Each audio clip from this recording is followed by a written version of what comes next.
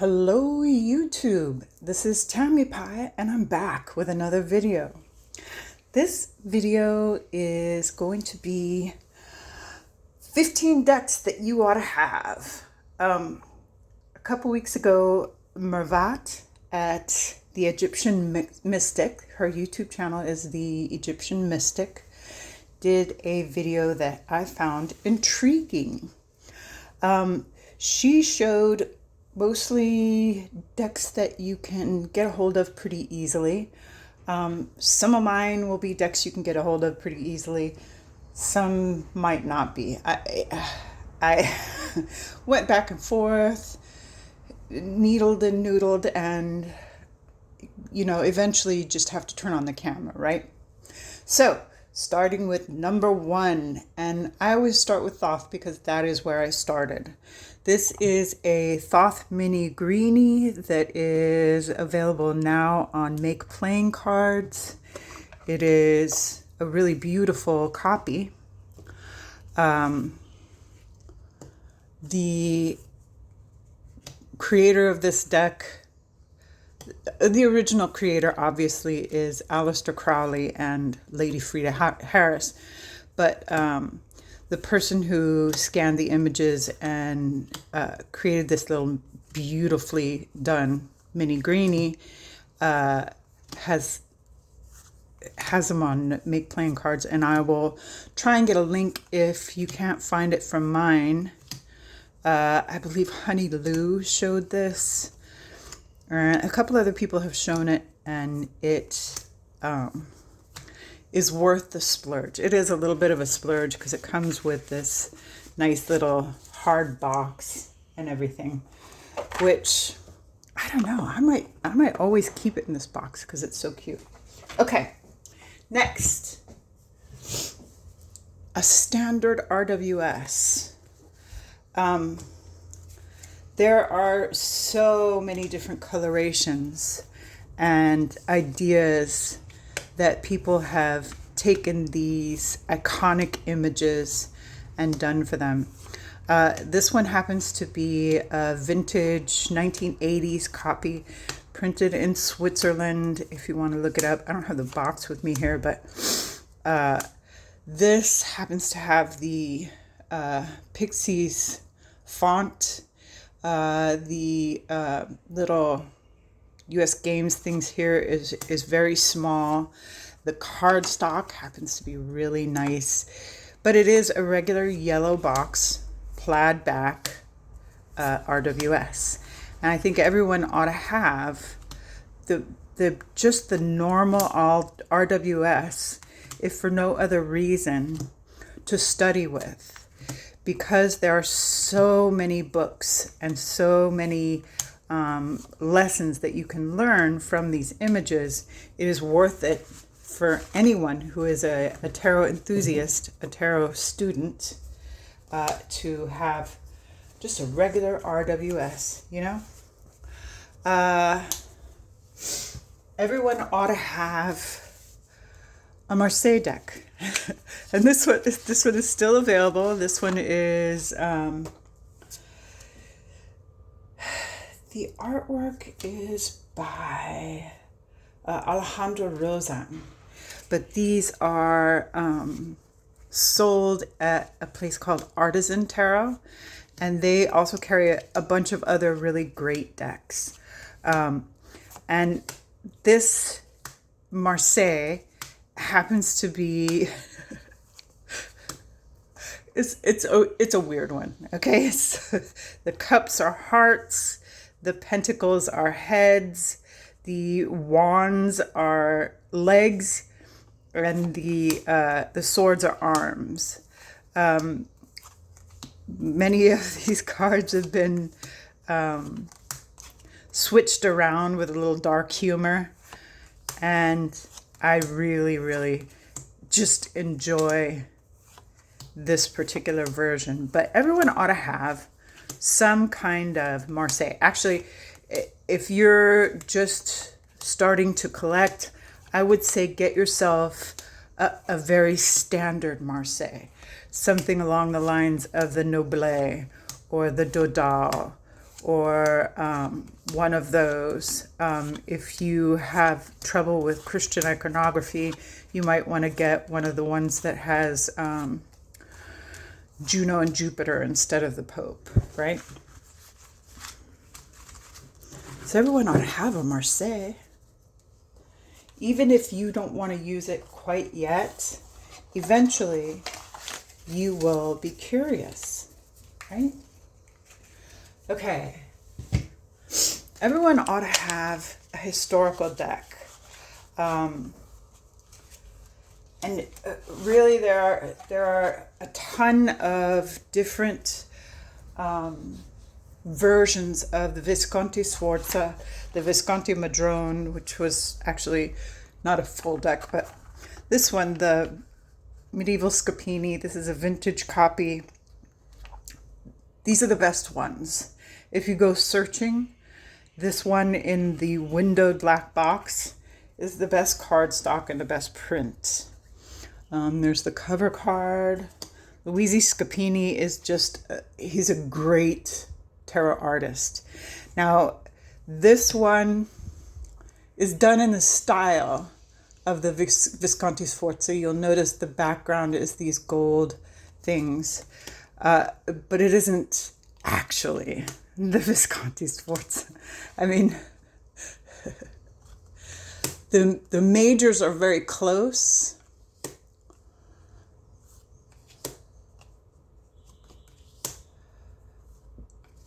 But he did take artistic license with them.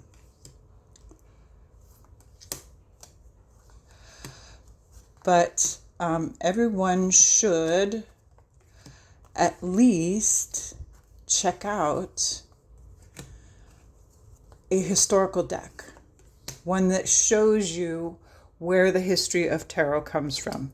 And then the minors are just completely different. They're gorgeous. His minors are among the most beautiful tarot cards ever. But they're nothing like the historic deck. Okay. Everyone ought to at least try the Marielle. And I'm the first one to admit that the Marielle sat on my shelf in its box for a year before I even touched it. But I am so glad that I kept it. This is the earlier print. This is the out of print, can't get it anymore one. And I have trimmed it. This is actually how Marie Waite wanted her deck published, but they couldn't do it that way. I'm sure there's reasons. The Marielle just opens up your mind because it is kind of its own thing. It does follow tarot's. That card has changed. It allows you to expand your intuition and your idea of how that card has been changed, how tarot works. So I think it's worth it for anyone to at least try the Marielle. And if it doesn't resonate, if you can't get along with it, you can always trade it along or, give it to someone. But give it a chance. I think everyone should. The Marielle Tarot by Marie Waite.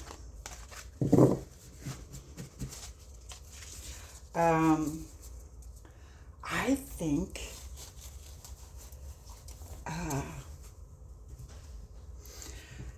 everyone ought to try a Robert M. Place deck. And again, this is because of my preference and my history with tarot. I feel this way. But this is the 4th edition of the Alchemical Tarot Revised. Right now, I believe he's on the 6th, which is his present printing is gorgeous and easily, in fact, I think you can get it at Artisan Tarot, now that I mention it. And I really enjoy his clear, concise artwork. I really think he has an excellent handle on what tarot means and how to set up the systems. And he has a number of really beautiful, really interesting decks that are not expensive, that are widely available, and that will encourage learning of the system of tarot. But this was I believe this is his first deck, and this was many of his decks kind of follow this sort of system. So that's the Alchemical Tarot. And I think everyone should try a Robert M. Place deck. I think everyone should at least try a pip deck. A pip deck is a deck that doesn't necessarily have minors that tell a story. So this is the Tarot Duffmatic, and this is also a deck that is photography, which is another great type of deck to have, to collect, to explore. But I chose this because it's a great, look at that fool. It's a great pip deck. It shows, and of course I pulled one card that doesn't have, so 2 coins, right? 5 wands. It's a fire suit. It's very clear. 10 cups.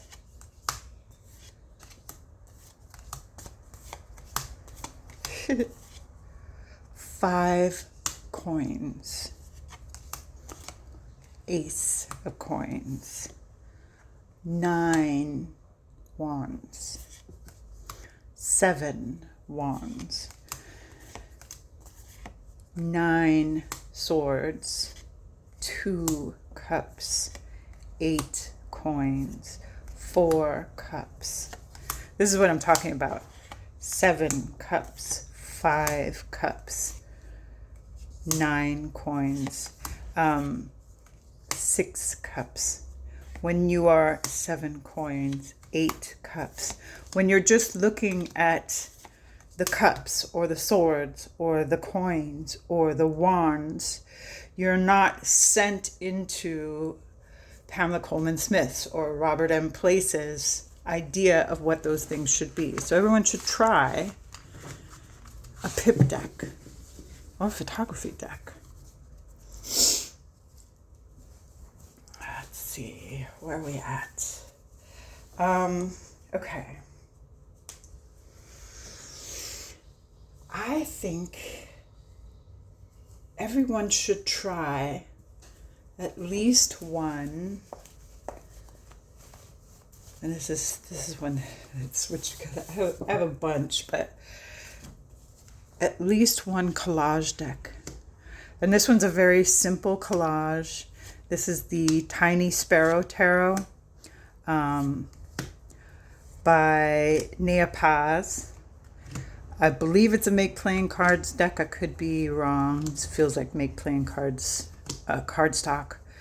And I think you can find it on Etsy.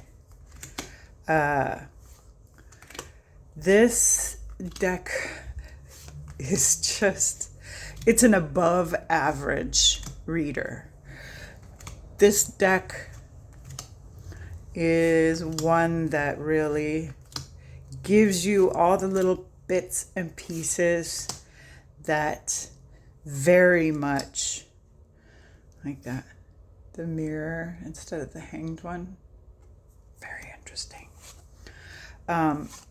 it will just hand you the reading. It really will. It's a stunner.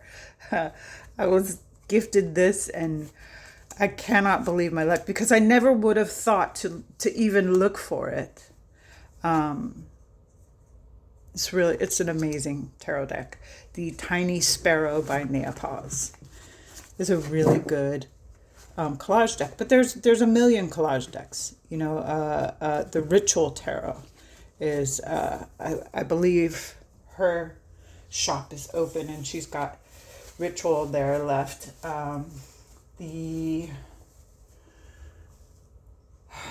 What are some other ones?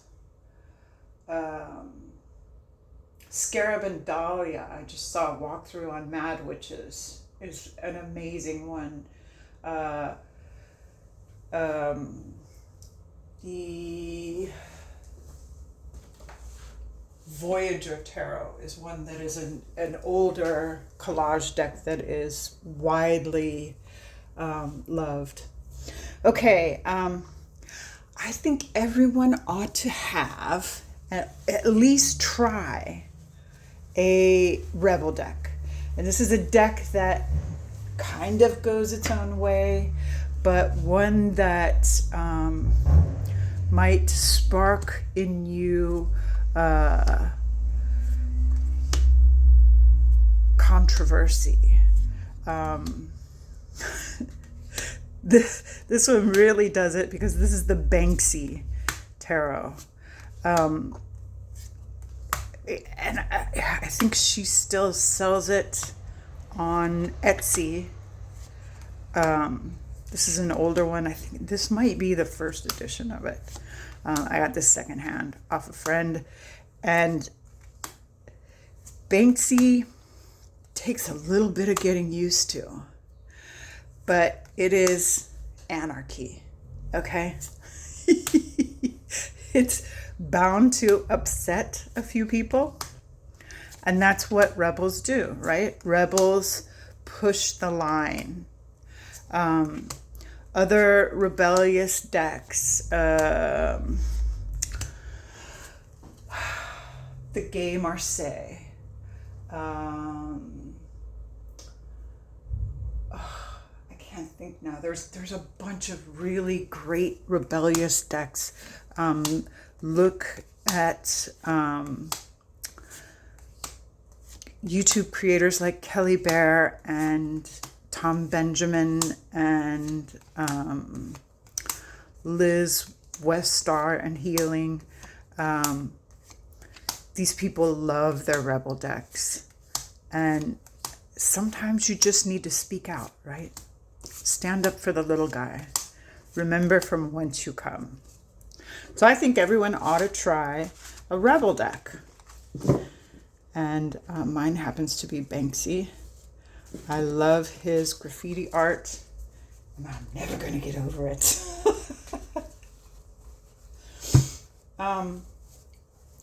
I think everybody ought to have at least one. I mean, if you're going to have a collection, everyone ought to have at least one inner child deck. A deck that takes you to a time when you were a kid, perhaps a time that you miss. This is the Halloween Tarot by Kipling West. And what is more childlike than dressing up for Halloween? This is, for some of us, the seeds that turned us into tarot readers, right? The Halloween season, Samhain, the joy of knocking on doors, dressing up and putting on a mask, everyone laughing and playing, and the wonder, the once upon a time that is Halloween. Everyone ought to have an inner child deck, and there are many. There are lots of decks that make you just feel like a kid again, right? Okay, where do we go from here? Hang on just a second. Okay, I was going to do this earlier, but I forgot. I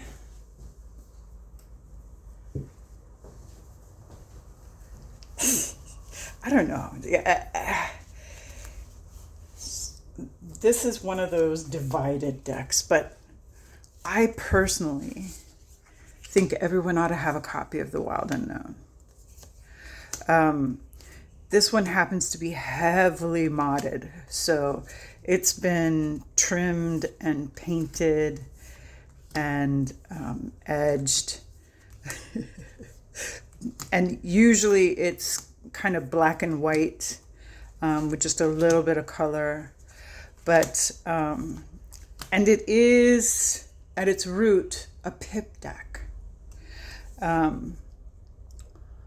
Possibly what we call an illustrated pip deck.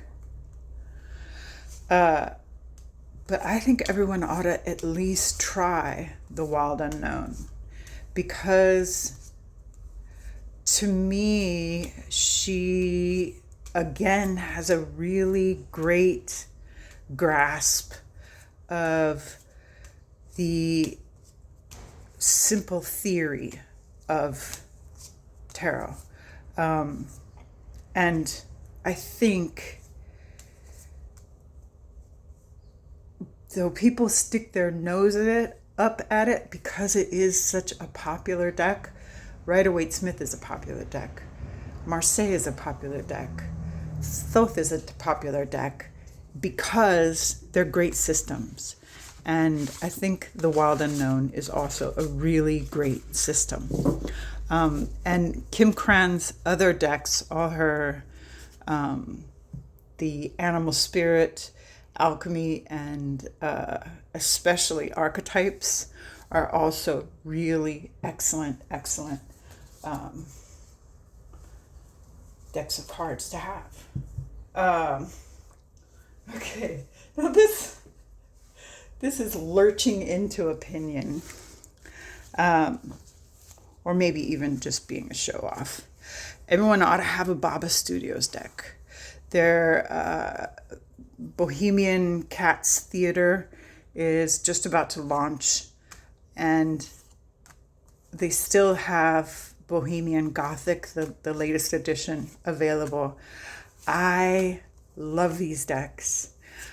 They are some of my most treasured possessions, and I'll never get enough. I love the way she layered on, this is the Alice Tarot, by the way, by Baba Studios, Alex Ukulov and Karen Mahoney. And if you get the deck, get the book. I know it's another $20 or whatever, always worth it. Karen has a great writing style. It is a book that you will read and use.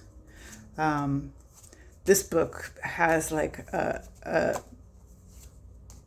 do you call them when they pare down the story of Alice in Wonderland, and shows where all these cards fit into the story, which I didn't really need. I knew these stories and I could see where the cards fit, but but it's a really nice touch in a guidebook to show exactly where all these great tarot bits and pieces go.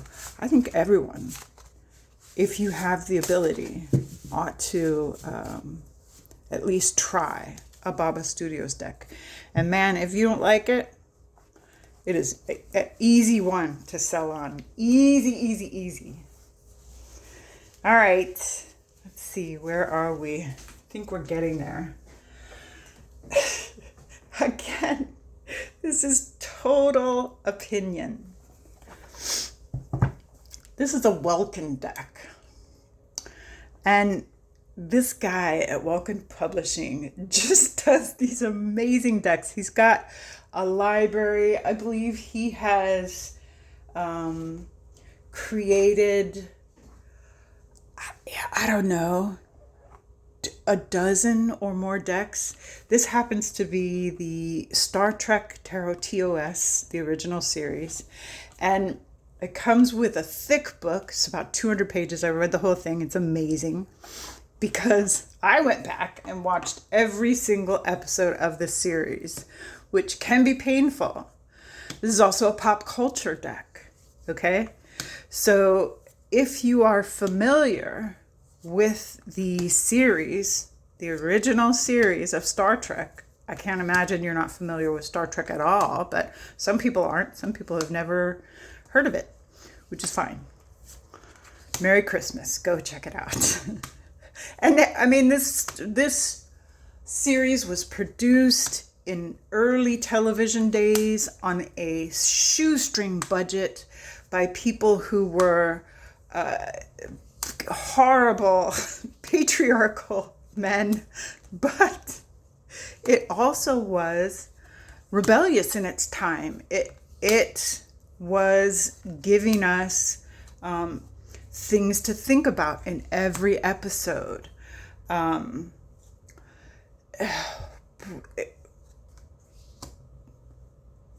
This one it's about these higher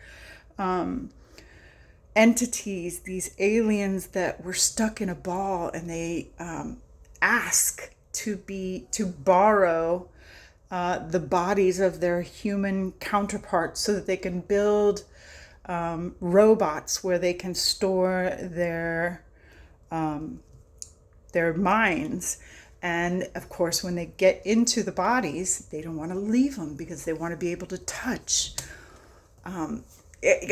This one is about gods and how they can only survive if they have someone to support. And they're only gods if someone is praying to them, right? I mean, this is the one where they end up in the alternate universe where everyone's evil. Or are they? This is the one where it's all children left because all the adults have died. I mean, so many, the trouble with tribbles. So many of these episodes were great think machines of their time. And I think everyone ought to at least try a Welkin tarot. Okay, this one has been published mass market. That's another video I want to do. Decks that went from indie to mass market. I need to write that down. But this is the first edition of the Desert Illuminations Tarot. I think, in my opinion, everyone ought to have at least one tarot deck that reminds them of a place where you've lived, a place you want to go, a place you took a vacation to, a place where your parents grew up even. I mean, there are a number of great tarot decks that really describe place. This one describes, for me, the American Southwest. In particular, for me, it's New Mexico. The creator lives in, I think, Truth or Consequences, New Mexico, somewhere around there. And all these scenes are quite familiar to me. It has elements of Old West movies, country music, but also aliens.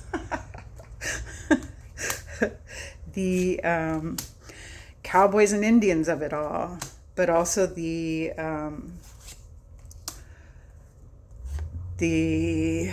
Latina influence. And I really love it. It's a beautiful deck, and the US Games, I believe, has printed it mass market, so you can get it wherever you get your tarot decks, right? I think I have like one more. And if I went over 15, sorry. I could have kept going. But last but not least, and she touched on this, and there are other ones too, that like animal decks that I kind of skipped over. Yeah. This is La Photo Sibylla. And this was gifted to me by a friend. It's created by a woman on Instagram called Joyful Resonance. I'll link it. I'll link her Instagram account. But this is cartomancy. Try your hand at cartomancy. Try your hand with playing cards. Try your hand at Lenormand. There are Lenormand decks everywhere as far as the eye can see. Or Sibylla. And most Sibylla decks are kind of old-fashioned. They have that 1800s slant. This one happens to be very modern with the black and white photographs of people you see in your neighborhood every day. When you do cartomancy, you are dealing with human beings and life. And to add this to the cards, to make it so personal, really made this deck sing. It's a 52 card system, Sibylla. So it uses all the cards in a playing card, which I really enjoy because, of course, then I went and got my playing card deck and tried to line it up, right? So that is La Photo Sibylla, and that is I think that's number 15. If I'm wrong, I'm wrong. But that's it. Thank you, Mervat. This was an excellent idea, and I hope you enjoyed it. And thank you for coming.